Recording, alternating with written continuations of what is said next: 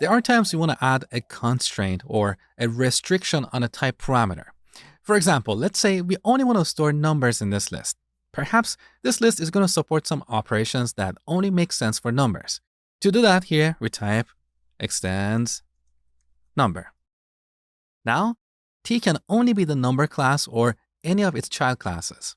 But what is this number class? Well, if you search for Java number class, here you can find the documentation for this class. Let's look at the documentation for Java Platform Standard Edition version 8.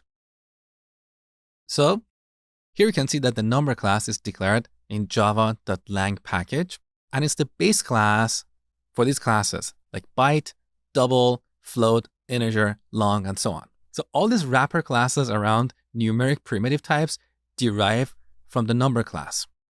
So with this constraint, if we create a new list of string, we get a compilation error because this string is not a number. So here we can only pass the number class or any class that derives from the number, like integer or float or short. Also, this constraint doesn't have to be a class. It can also be an interface. For example, in Java, we have a popular interface called comparable. We use this interface for implementing classes that can be compared with each other. For example, if we implement this interface in our user class, we can compare two user objects based on some criteria, like their last login date. Then we can sort all users based on their last login date. We'll look at the comparable interface later in this section, but let's see how applying this constraint works. So now we're saying that this list can only store objects that are comparable. So back in the main class, we can pass short here because short values are comparable. We can also pass integer or string, but we cannot pass user because our user class does not implement the comparable interface.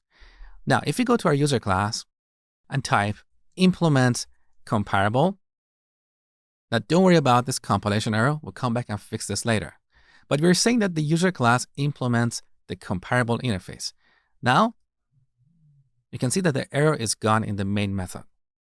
Also, here we can add multiple interfaces as constraints. For example, we can type and clonable. This is another popular interface in Java.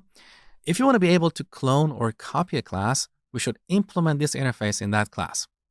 Now we are saying that this generic list can only store objects that are comparable and clonable. And by the way, note that here we have a single ampersand, so this is not the logical AND operator, okay? Now, back in the main class, we cannot pass the user class here anymore because this class only implements the comparable interface. We can only pass classes that implement both the comparable and clonable interfaces. So this is all about applying constraints. Now, with this constraint, we say that we have a bounded type parameter. This type parameter, this T, is bounded. It's restricted.